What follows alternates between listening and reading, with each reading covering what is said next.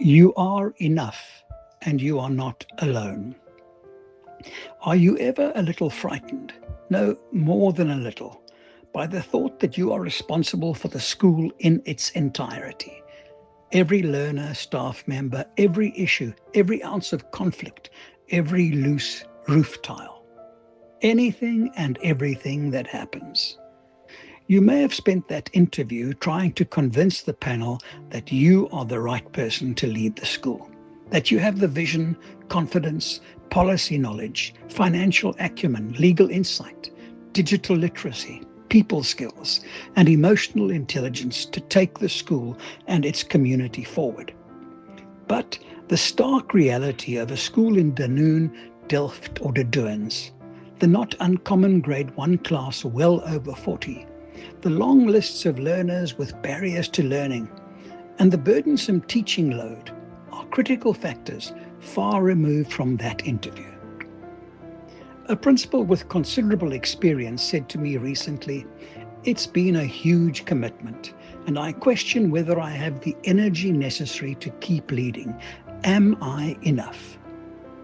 It is the question of our times, a humble, healthy, and mature one, and all the more relevant in the cauldron of the modern classroom, let alone principal's office. You are not freed from full teaching to do all the work, but to lead the school. Neil Jardine, a principal I knew years ago, was known for attending every 3 or 4 day conference. "Who runs your school when you are away, Neil?" his friends would ask. "The same people who run it when I am there," he would reply. Am I enough brings to mind the monthly staff payroll. Once every teacher had signed next to the appropriate amount, the total figure always hit me and made me think whether we were providing the value expected of us as a team of changemakers. I was inspired recently by the principal of a small school in one of the city's most dangerous areas. This is where I want to be. Not a bigger or better school, not closer to home. Here, she said. Can you say that you feel this sense of ownership and purpose? It's a strange feeling for us as retired principals, fresh from a beachfront walk or from catching up with the TV news, to walk into a beacon of hope in an underserved community, into a bustling school foyer and busy principal's office. The welcome is always warm, but the stress is clearly evident in the principal's eyes, in the tiredness, in the task at hand, and at the prospect of switching off, sharing, actually offloading for a valuable hour with a trusted mentor. It's like refueling, giving the engine a rest, replacing spark plugs and altering key settings.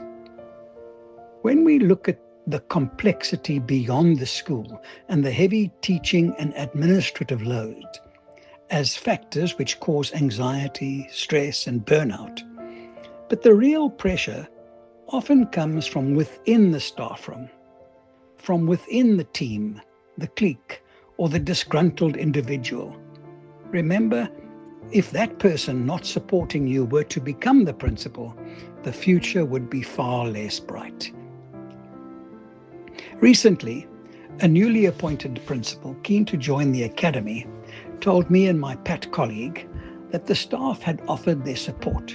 Yes, we will back you on condition that you will change nothing. As you all know, the academy considers the principal as the lever for change, for growth, for school improvement. A big part of principalship is leading yourself, learning to compensate for your weaknesses, usually by surrounding yourself with the requisite skills, learning to absorb the pressure, learning to stand your ground, to speak your mind, and to insist on the standards your school's vision demands. Remember, you developed yourself into an effective teacher, a proven leader of teachers, and a deputy with expertise, initiative, and commitment. You were chosen because you were all this. You are enough. However, the secret of successful principalship is the way you identify, develop, organize, and distribute leadership throughout the school. You were chosen as the principal, and that's what principals do. Not do it all themselves because they know it's properly done. You know many principals who just look the part, exude confidence, and appear to take it all in their stride. They are good actors. All principals stumble their way through the tough issues and rely on a team to maintain that all-important consistency.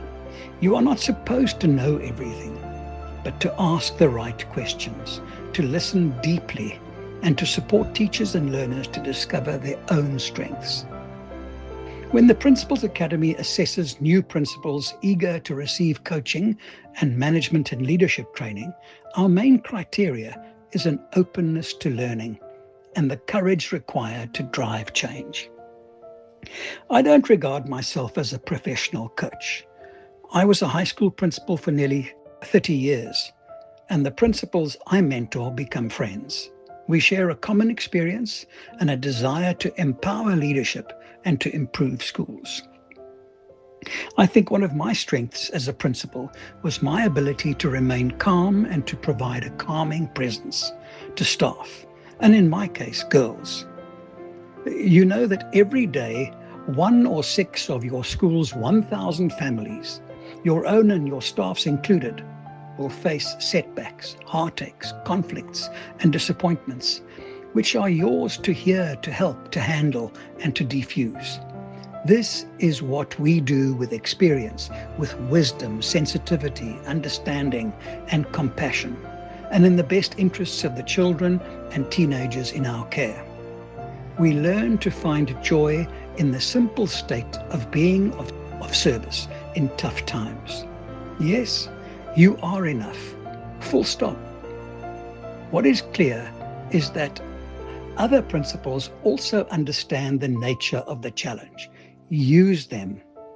They are an often untapped source of weekly support on both the issues of the day and on the sounding board and safe haven they provide.